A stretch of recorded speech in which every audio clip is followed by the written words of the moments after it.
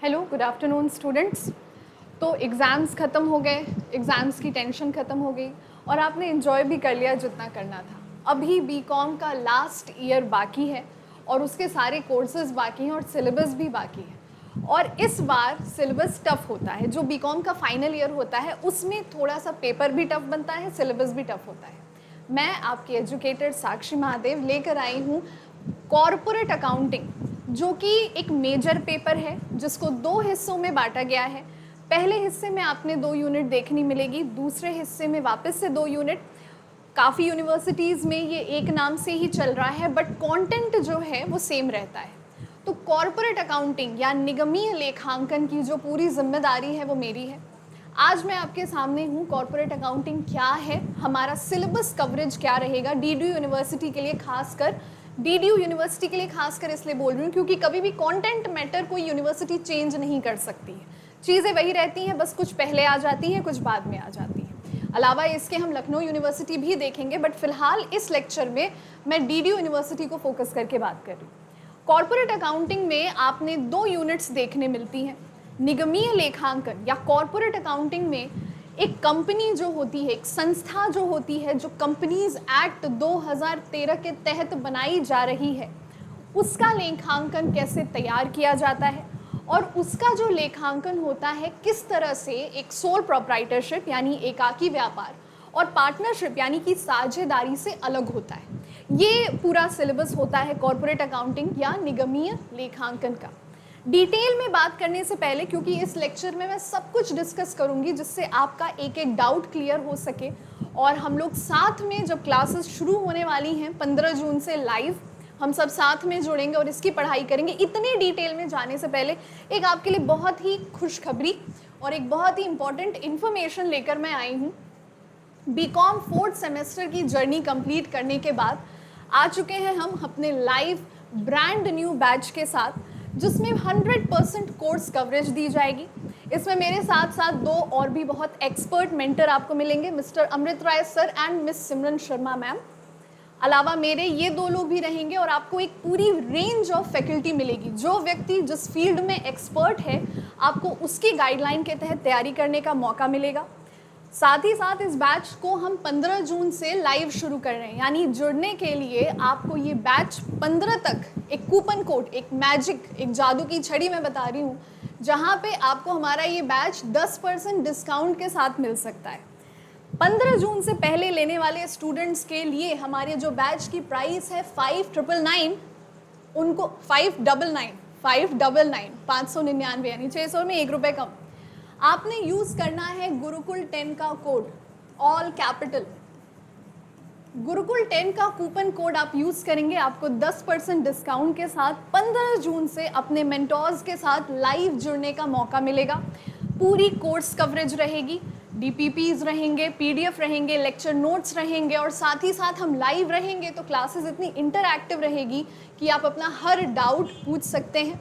मगर ये ऑफर केवल 15 तारीख तक के लिए अवेलेबल है, इस वजह से जाइए, जल्द से जल्द अपनी तैयारी शुरू करिए। बीकॉम 2nd ईयर तक की ही पढ़ाई खत्म नहीं है, अभी 1 साल और बचा है। अगर आप ऑनर्स को अगर आप टारगेट कर रहे हो तो भी 2 साल और बचा है, उसमें भी हम आपका साथ देंगे। फिलहाल एक बहुत अच्छी गुड न्यूज़ ये है कि हमारा 600 के बैच पे 10% का डिस्काउंट 15 तारीख तक है।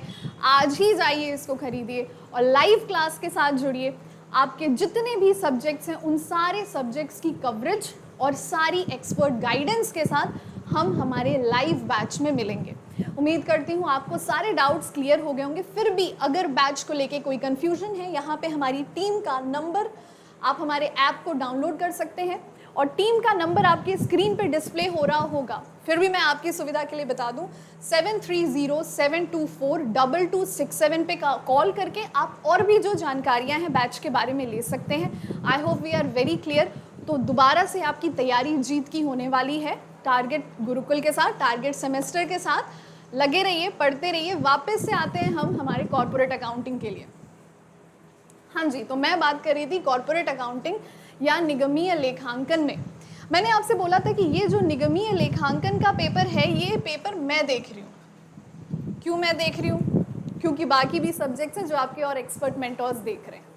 निगमीय लेखांकन या कॉर्पोरेट अकाउंटिंग को हमारे डीडीयू यूनिवर्सिटी में 2 हिस्से में विभाजित किया गया है।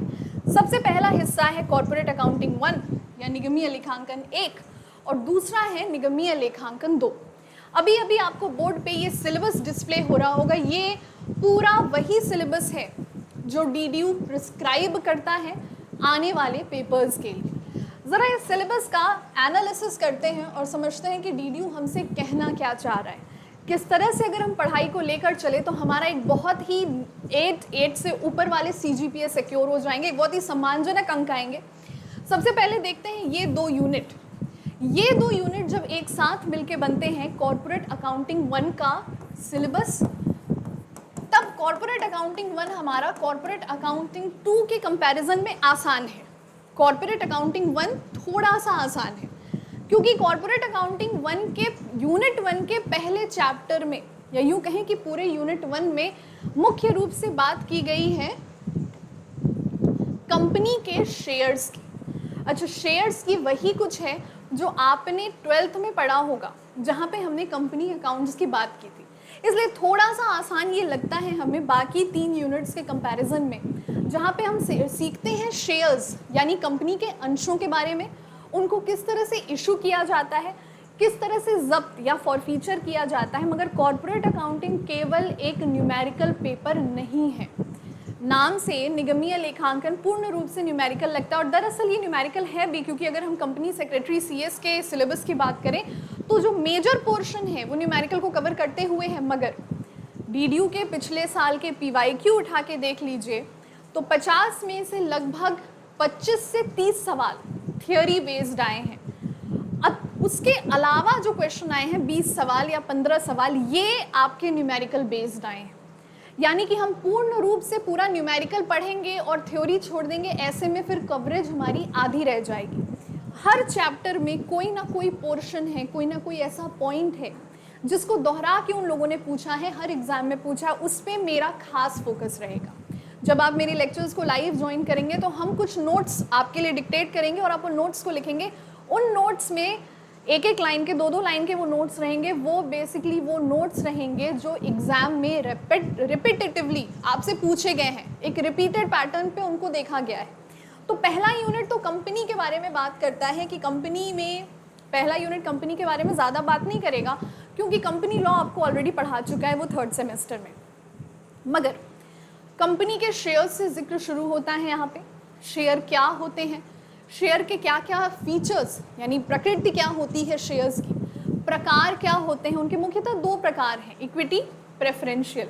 मगर खैर उसको भी बड़े डिटेल में हम देखते हैं क्योंकि प्रेफरेंशियल शेयर अपने आप में ही एक पूरा रेनबो का स्पेक्ट्रम लिए हुए हैं, मतलब इंद्रधनुष की तरह उसमें भी कई तरीके हैं और हर तरीके पे सवाल आया हुआ है। तो हर तरीके को समझना भी ज़रूरी है। मैं प्रेफरेंस की बात करी, इतना समझने के बाद जब हम आगे बढ़ते हैं तो हमें ये समझ में आएगा कि प्राइमरी मार्केट और सेकेंडरी मार्केट, कंपनी कब कौन से मार्केट में एंटर करती है। जब वो एंटर करती है तो सेबी यानी कि stock exchange board of India के कौन कौन से नियम उसको फॉलो करने पड़ते हैं। ध्यान रखिएगा, सेबी के ऊपर कई सारे सवाल आते हैं शेयर्स के नाम पे। और गजब बात क्या है कि कहीं सिलेबस में सेबी का नाम भी नहीं लिया गया है, सेबी का नाम भी नहीं लिया गया है, मगर सेबी पे सवाल आते हैं तो उनको भी हम लेके चलेंगे। और साथ ही साथ जब इस चैप्टर को हम ख़त्म करते हैं तो हम शेयर्स को ख़त्म करते करते डिबेंचर्स तक पहुंचा देता है हमें। जो पहला यूनिट है, जैसे मूवीज़ होती है ना, जिन मूवीज़ की फ्रेंचाइज होती है, Baahubali the beginning, Baahubali the conclusion, तो बिगिनिंग में बता देता है कि कॉन्क्लूजन का क्या मैटर रहेगा। ठीक उसी तरह यूनिट 1 के ख़त्म होते होते पता चल जाता है कि अगला डिबेंचर आने वाला है। और उसी के साथ हम आते हैं हमारे यूनिट नंबर 2 पे, जो कि बात करता है डिबेंचर्स के बारे में। डिबेंचर्स क्या होते हैं, या ऋण पत्र, हिंदी में इन्हें ऋण पत्र कहा जाता है, और ये किस तरह से शेयर्स से अलग होते हैं। देखेंगे जब हम इसे पढ़ते हैं तो हमें लगता है कि इनकी प्रकृति में ज़्यादा डिफरेंस नहीं है, नेचर कहीं ना कहीं काफ़ी हद तक शेयर्स का और डिबेंचर का सिमिलर है, बशर्ते शेयर ओनर की कैपिटल होती है, मतलब जो मालिक है उसकी पूंजी होती है। मगर ऋण पत्र अपने आप में निगम पे एक लोन, एक कर्ज का एलिमेंट लिए होते हैं, यानी ऑर्गेनाइजेशन पे एक फिक्स्ड लोन की तरह डिबेंचर्स काम करते हैं। डिबेंचर्स में भी वापस से हमें टाइप्स यानी उसके प्रकार कई तरह के मिलेंगे। जैसे मैंने एक शब्द का प्रयोग किया, रेनबो स्पेक्ट्रम, इंद्रधनुष की तरह। डिबेंचर्स में भी कई प्रकार आपने देखने मिलेंगे। डिबेंचर्स कितने होते हैं हमारे इंडिया में, जैसे irredeemable debentures, irredeemable preference shares, ये अभी मना हो गया है, पहले होता था पर इसको अभी रिस्ट्रिक्ट कर दिया गया है। ऐसे कई सारे इंपॉर्टेंट सेक्शंस हम कवर करते हैं। हाँ, सेक्शंस बड़ा इंपॉर्टेंट है। कंपनी लॉ हमने पढ़ के छोड़ दिया था जो थर्ड सेमेस्टर में, अब उस कंपनी लॉ का ज़मीनी हकीकत की कार्रवाई आपको देखने मिलती है कि अगर उस सेक्शन में ये लिखा था तो इस सेक्शन के तहत, इस धारा के तहत किस तरह से निगम के अंतर्गत यानी कॉरपोरेशन के अंतर्गत शेयर्स और डिबेंचर्स को इशू किया जाएगा, वो फ्लो करेंगे, ये सारी चीज़ें देखने मिलते हैं। डिबेंचर्स की जर्नल एंट्री, अब थोड़ा सीरियस और होते हैं इसमें। डिबेंचर्स की जर्नल एंट्री आपको शेयर्स की जर्नल एंट्री से कठिन लगने वाली है। दो रीज़न हैं इसके। सबसे पहला तो ये कि शेयर्स हमने एक दफ़ा क्लास 12 में किया है, कक्षा 12 में आप सबने शेयर्स किया है, चाहे आप स्टेट बोर्ड के हों, आईसीएसई के हों या सीबीएसई के हों, सबने किया है। मगर डिबेंचर्स काफ़ी जगहों पर नहीं करवाया गया, या शायद उतनी डेप्थ में नहीं करवाया गया जितने डेप्थ में कराना चाहिए था। ठीक है, तो डिबेंचर्स की जर्नल एंट्री और डिबेंचर्स का अकाउंटिंग ट्रीटमेंट, यानी लेखांकन के किताबों में डिबेंचर्स को किस तरह से दिखाया जाना है, ये आपको कठिन लग सकता है। अलावा इसके यूनिट 2 में अलग अलग तरीक़ों से डिबेंचर्स इशू किए जाते हैं अलग अलग संस्थाओं में, मगर हर संस्था के लिए नियम अलग होता है। कंपनीज एक्ट या कंपनी अधिनियम हर संस्था के लिए अलग नियम, अलग कायदे कानून बनाए हुए हैं। उस कायदे कानून को भी हम पढ़ते हैं। जब ये दो यूनिट, शेयर यूनिट 1 जिसमें आपको 2 से 3 चैप्टर देखने मिलेंगे, डिबेंचर यूनिट 2 जिसमें आपको 2 चैप्टर देखने मिलेंगे, जब हम लगभग ये 5 चैप्टर ख़त्म कर लेते हैं तब हम कॉर्पोरेट अकाउंटिंग 1 ख़त्म करते हैं। कॉर्पोरेट अकाउंटिंग 1 में यानी कि जो सिलेबस पूछा जाएगा आपसे वो ये रहेगा। एक मैंने प्रोफोर्मा और तैयार किया हुआ है जहाँ पे मैंने आपको स्टेप बाय स्टेप ये दिखाया है कि हम कब कब कौन से सेक्शंस, कौन से चैप्टर्स पढ़ेंगे। इस पे मैं आऊँगी अभी यूनिट 3 और 4 को डिस्कस कर लूँ, जिससे आपको पेपर का ओवरव्यू पता चल जाए। देखिएगा, इतना करने के बाद जब हम शेयर्स और डिबेंचर्स को कर लेते हैं तो हमारा यूनिट 1 और यूनिट 2 कवर होता है, और जिसके साथ कवर होता है कॉर्पोरेट अकाउंटिंग 1 का पोर्शन। अब इसके बाद हम आते हैं कॉर्पोरेट अकाउंटिंग 2 के पोर्शन पे। जैसा कि मैंने अभी थोड़ी देर पहले आपको समझाने के दौरान कहा था, कॉर्पोरेट अकाउंटिंग 1 से थोड़ा सा लेवल ऊपर है कॉर्पोरेट अकाउंटिंग 2, यानी थोड़ी बहुत कठिनाई का सामना आपको करना पड़ेगा। पर इस सफ़र में मैं आपके साथ हूँ और मेरी पूरी कोशिश रहेगी कि हर वो स्टूडेंट जो मुझसे पढ़ रहा है कॉर्पोरेट अकाउंटिंग उसका फेवरेट सब्जेक्ट बन जाए। ठीक है, ये मेरा वादा है आपसे। आते हैं, हम देखते हैं कॉर्पोरेट अकाउंटिंग 2 का पहला यूनिट। कॉर्पोरेट अकाउंटिंग 2 का पहला यूनिट या टोटल कॉर्पोरेट अकाउंटिंग का तीसरा यूनिट, बात वही है। ये बात करता है गुडविल के वैल्यूएशन के बारे में। गुडविल के वैल्यूएशन के बारे में, ख्याति या गुडविल क्या होती है या प्रसिद्धि क्या होती है। यदि कोई संस्था अपने प्रतिस्पर्धी उद्योग में, कंपेटिटिव इंडस्ट्री में बाकी संस्थाओं से, बाकी ऑर्गेनाइजेशन से बेहतर कर रही है, अच्छा मुनाफा कमा रही है, तो ये जो बाकी इंडस्ट्री की कंपनियां और हमारी कंपनी में फ़र्क है, ये गुडविल कहलाता है। ये गुडविल क्या होता है? नियम कानून के हिसाब से, कंपनीज एक्ट की भाषा में गुडविल क्या होता है, गुडविल को किस प्रकार से निकाला जाता है, गुडविल की वैल्यूएशन किस प्रकार से की जाती है, ये सारा कुछ आपको यूनिट 3 में देखने मिलता है। देखने में यूनिट 3 बड़ा छोटा सा लगता है, मगर ये एक टाइम बॉम्ब है। दिखता छोटा है, तबाही ज़्यादा करता है। क्यों कह रही हूँ मैं ऐसा? क्योंकि स्टूडेंट्स मैक्सिमम गलतियाँ जो करते हैं वो गुडविल की वैल्यूएशन के चैप्टर में करते हैं। चैप्टर लगता आसान है, मगर इसमें छोटी छोटी चीज़ें हैं कि कब कोई एक पर्टिकुलर आइटम गुडविल में आएगा और कब कोई एक पर्टिकुलर आइटम गुडविल में नहीं आएगा। ठीक है, ये सबसे इम्पॉर्टेंट चीज़ है समझने के लिए। अलावा इसके गुडविल को करने के लिए, गुडविल को निकालने के लिए हमारे गैप यानी कि जनरली एक्सेप्टेड अकाउंटिंग प्रिंसिपल्स, गौरतलब है कि 12th में आपने इस चैप्टर को भी किया होगा। जब आप पार्टनरशिप वाली किताब पढ़ रहे थे तो ये चैप्टर भी आपको मिला होगा, गुडविल की वैल्यूएशन। कहीं ना कहीं वो चैप्टर आपको मदद ज़रूर करेगा, बट हाँ, इसमें अपनी कुछ चीज़ें हैं ग्रेजुएशन लेवल की जो भाई आपको करनी पड़ेंगी, कठिन पड़ेंगी, कठिन नहीं पड़ेंगी क्योंकि मैं पढ़ा रही हूँ आपको, ठीक है। जब हम गुडविल के वैल्यूएशन की बात करते हैं तो यहाँ पे हमारे गुडविल का प्रकृति क्या होता है, क्योंकि गुडविल अलग अलग प्रकार के होते हैं, उनकी एट्रीब्यूट्स या किस तरह से गुडविल को निकाला जाएगा, हमें अलग अलग मेथड्स दिए जाएंगे। यहाँ पे मेथड को रट के नहीं चलना, अगर आपने 12वीं में मेथड्स को रटा भी है, यहाँ पे आप उन मेथड्स को रट के नहीं चलेंगे, यहाँ पे उन मेथड्स को समझ के चलेंगे कि कब कोई प्रॉफिट सुपर प्रॉफिट का कहलाता है, कब कोई कैपिटल कैपिटलाइज्ड वैल्यू कहलाती है, इंटरनल रेट ऑफ रिटर्न क्या होता है, नेट प्रेजेंट वैल्यू क्या होता है, सारी चीज़ों को पढ़ते चलेंगे। गुडविल वैल्यूएशन में से सबसे अधिक न्यूमेरिकल क्वेश्चन आते हैं क्योंकि ये ट्रिक क्वेश्चंस हैं। लगाने वाला बच्चा 1 मिनट में भी लगा लेगा और ना लगा पाने वाला आधे घंटे तक सवाल के साथ बैठा रहेगा। इसलिए ये एक बहुत ही क्लियर लाइन ड्रॉ कर देते हैं उनके बीच में जो पढ़ रहे हैं और जो बस ऐसे ही टाइम पास कर रहे हैं। इस वजह से आपकी यूनिवर्सिटी का ये बहुत मनचाहा चैप्टर बन चुका है।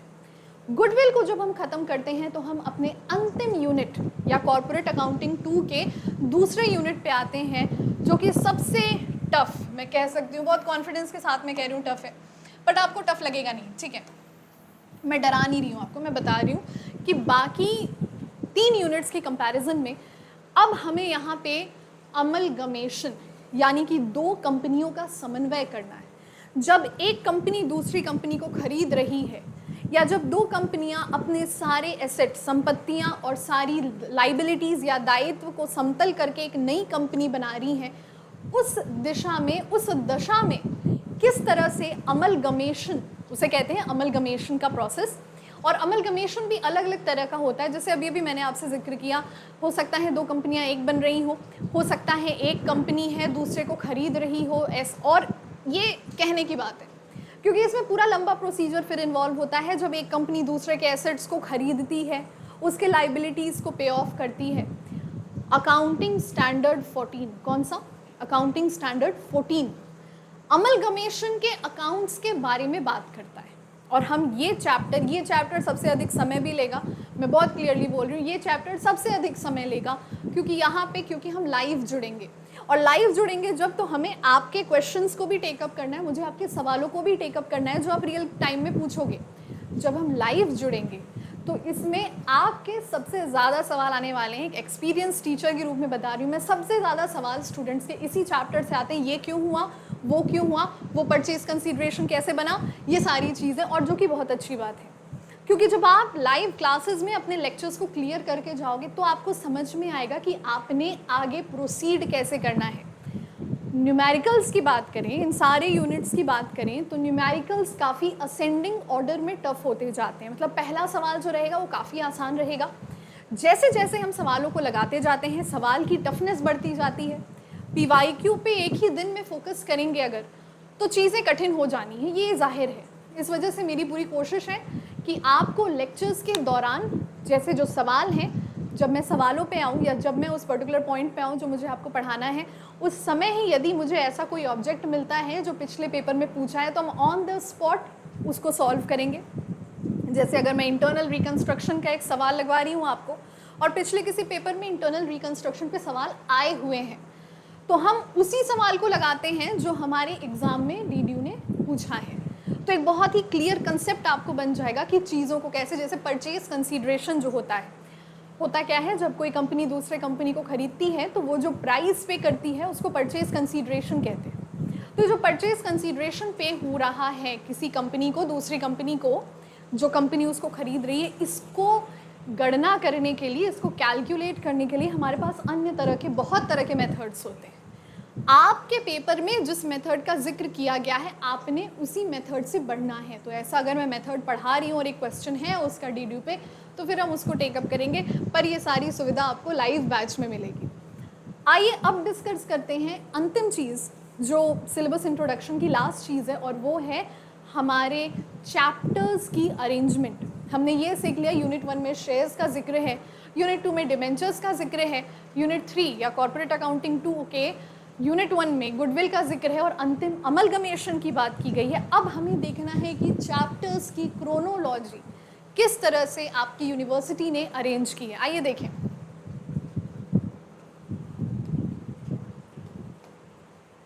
सबसे पहले है हमारा शेयर्स पे ही जिक्र हुआ है। अब यहाँ पे शेयर्स को दो हिस्सों में बांटा गया है। दो हिस्से क्यों बांटेंगे? क्योंकि हमारे शेयर्स दो प्रकार के होते हैं। पहला चैप्टर आपके इक्विटी शेयर के बारे में बात करता है, और ये वही इक्विटी शेयर्स हैं जो आपने क्लास 12th में लगाए हैं जितना भी। तो ये आपसे बात करता है कि इक्विटी शेयर्स किस तरह से प्रोसीड करते हैं, इक्विटी शेयर्स किस तरह से काम करते हैं। पहला चैप्टर इक्विटी शेयर के रूप में काम करता है। दूसरा आपका प्रेफरेंस शेयर की बात करता है। यहाँ पे थ्योरी ज़्यादा है, न्यूमेरिकल कंपैरेटिवली थोड़ा कम है, क्योंकि प्रेफरेंस शेयर के कई सारे प्रकार होते हैं और हमें ये सारे प्रकार को लेकर चलना है, इन सारे टाइप्स को लेकर प्रोसीड करेंगे हम। तो प्रेफरेंस शेयर में और टाइप्स हमें देखने मिलेंगे, इस वजह से सवाल यहाँ कम हो जाते हैं। उसके बाद जब हम आगे बढ़ते हैं तो ये हमारा यूनिट 1 यहाँ ख़त्म हो जाता है। 2 चैप्टर्स में यूनिट 1 यानी कॉर्पोरेट अकाउंटिंग का यूनिट 1 खत्म होता है। यूनिट 2 पे जब हम आते हैं, यूनिट 2 का पहला चैप्टर डिबेंचर के रिडम्पशन की बात करता है। रिडम्पशन और इशू दोनों की बात करता है। इशू मतलब तब जब पब्लिक से पैसे मांगे थे, और रिडम्पशन मतलब तब जब पब्लिक को पैसे लौटाने हैं। और रिडम्पशन के लिए ज़रूरी है डिबेंचर्स में कैपिटल रिडम्पशन रिजर्व अकाउंट का बनाया जाना, जिसकी भी हम डिटेल में डिस्कशन करते हैं, और उस एक पर्टिकुलर टॉपिक पे कई सारे सवाल आते हैं। आगे जब हम बढ़ते हैं यूनिट नंबर 4 पे, तो ये profit and loss pre and post incorporation की बात करता है और फाइनल अकाउंट्स की बात करता है। यूनिट 2 अपने आप में 3 चैप्टर्स लिए हुए हैं, 3, 4, 5। मगर जब 4 और 5 चैप्टर आप पढ़ोगे, आप कहोगे कि मैम ये डिबेंचर से मेल नहीं खा रहा है। नहीं, जाहिर है नहीं मेल खाता है, थोड़ा बहुत एलिमेंट हमें मिलेगा। मगर चैप्टर 4 और 5 आपको ये सिखाता है कि किसी भी कंपनी द्वारा, किसी भी संस्था द्वारा किस तरह से प्रॉफिट जो इनकॉर्पोरेशन यानी पंजीकरण के पहले हुआ है, और वो प्रॉफिट जो पंजीकरण के बाद हो रहा है, उसको किस तरह से प्रेजेंट करना होता है, किस तरह से दिखाना होता है लेखांकन की किताबों में। और फाइनल अकाउंट्स का चैप्टर बहुत महत्वपूर्ण है। इसलिए भी बहुत महत्वपूर्ण है क्योंकि ये केवल बीकॉम नहीं, आपको आने वाले अलग अलग फील्ड्स में काम आएगा। ये बताता है कि कंपनीज एक्ट के तहत फाइनल अकाउंट किस तरह से प्रिपेयर की जाती है। तो पहले 5 चैप्टर जब हम कवर कर लेते हैं तो हमारा कॉर्पोरेट अकाउंटिंग 1 खत्म होता है। वापस से बढ़ते हैं जब हम कॉर्पोरेट अकाउंटिंग 2 की तरफ, तो हमारा छठा चैप्टर जो है और 7वां चैप्टर जो है ये यूनिट 3 को कवर करते हुए पहला ये बताता है कि गुडविल का वैल्यूएशन किस किस प्रकार से हो सकता है, सुपर प्रॉफिट क्या होता है, नॉर्मल प्रॉफिट क्या होता है, किसी कैपिटल की कैपिटलाइज्ड वैल्यू क्या होती है। सारी चीज़ों का एक अमलगमेशन है, मतलब एक कॉम्बिनेशन है। और उसके बाद वाला चैप्टर जो कि यूनिट 3 का ही पार्ट है, वो बात करता है शेयर्स यानी अंशों का किस तरह से वैल्यूएशन किया जाएगा। यहाँ अंशों की वैल्यूएशन आपको इस वजह से सिखाई जाती है क्योंकि अगला आने वाले जितने भी चैप्टर्स हैं, सारे चैप्टर्स अमलगमेशन के बारे में है। यानी एक कंपनी या तो दूसरे को खरीद रही है, या 2 कंपनियां मिलकर एक नई कंपनी बना रही हैं। जब कोई कंपनी किसी दूसरे कंपनी को खरीद रही है, तब इस दशा में उसको परचेज कंसीडरेशन सामने वाली कंपनी को देने पड़ते हैं। यानी अगर एक सरल भाषा में मैं बोलूँ तो सेलिंग प्राइस देने पड़ते हैं कि हम अगर अपनी कंपनी बेच रहे हैं तो हम कितने में बेच रहे हैं। और इसमें इक्विटी शेयर की वैल्यूएशन बहुत महत्वपूर्ण होती है। इक्विटी शेयर की किस तरह से वैल्यूएशन करेंगे, ये बहुत महत्वपूर्ण हो जाती है। इसी वजह से वैल्यूएशन ऑफ शेयर्स आपको सिखाया जाता है कि आप पहले शेयर्स का नियम कानून के अनुसार, कंपनी एक्ट के अनुसार उसका वैल्यू कंप्यूट करना सीखें, उसकी सेलिंग प्राइस की गणना करना सीखें, तब आप सही परचेज कंसीडरेशन बना पाएंगे। और अंतिम यूनिट जो कि है हमारे 2 चैप्टर्स बस अमलगमेशन की बात करते हैं। एक लास्ट चैप्टर आपको दिख रहा होगा जहाँ लिखा है रिकंस्ट्रक्शन। अमलगमेशन जब आंतरिक रूप में होता है, मतलब हम ही अपने कंपनी के शेयर्स के साथ कुछ मैनिपुलेशन कर रहे हैं, क्योंकि हो सकता है संस्था एक मुश्किल समय से गुजर रही है, तो जहां हमें लग रहा है कि हमारा पैसा फालतू फंसा है, वहां से पैसे को जब निकालते हैं वो रिकंस्ट्रक्शन कहलाता है। आता ये भी रफली अमलगमेशन के तहत है, मगर ये काफ़ी आसान होता है एक्सटर्नल अमलगमेशन यानी बाहरी कंपनी से मिलने जुलने में। बाहरी कंपनी में मिलते हैं तो नियम कानून कुछ और होते हैं, हमारी कंपनी आंतरिक रूप में अगर रिकंस्ट्रक्शन करती है तो वो कुछ और होता है। ठीक है, तो ये था कॉर्पोरेट अकाउंटिंग का पूरा सिलेबस। मैंने पूरे सिलेबस की आउटलाइन डिस्कस की और ये सब्जेक्ट आपको मैं पढ़ाने वाली हूँ, तो आप निश्चिंत रहें, बहुत आराम से कठिन सवाल बहुत आराम से आप लगा लेंगे, ये मेरी गारंटी है। अलावा इसके कॉर्पोरेट अकाउंटिंग जो होता है वो आपको CA, CS और अगर आप कोई भी बड़े एग्ज़ाम्स को टारगेट करते हैं कॉमर्स के फील्ड से तो आपने देखने मिल सकता है। इस वजह से ये बैच केवल BCom के बच्चों के लिए ही नहीं, अगर आप MBA कर रहे हैं फाइनेंस से तो भी यूज़ आता है, आप CS कर रहे हैं तो भी काम आ सकता है, आप CA कर रहे हैं तो भी काम आ सकता है। मिलेंगे हम 15 जून से लाइव क्लास में, मैं और आप कॉर्पोरेट अकाउंटिंग को पूरी तरह से समझेंगे, पढ़ेंगे और मेरा दावा है कि कॉर्पोरेट अकाउंटिंग आपका फेवरेट सब्जेक्ट बन जाएगा। So with that being said, all the best. And अभी आपकी छुट्टियां चल रही होंगी तो कुछ दिन एंजॉय कर लो, बट हाँ बैग ज़रूर खरीद लेना, क्योंकि ये ऑफ़र है ना, ये ज़्यादा दिन तक रहेगा नहीं। हमारे पास भी कुछ लिमिटेड सीट्स हैं, मतलब अगर उतने तक परचेज हो जाएगा तो हो सकता है हम आपको ऑफ़र ना दे पाएँ, ठीक है। इस वजह से 15 तारीख तक जल्दी से जाओ, ये ऑफ़र आप अवेल करो। यहाँ स्क्रीन पे जो नंबर डिस्प्ले हो रहे होंगे उन नंबर के साथ। And I will see you guys in the next one. This is your educator Sakshi. Do take very good care of your selves. मिलते हैं हम लाइव सेशन में।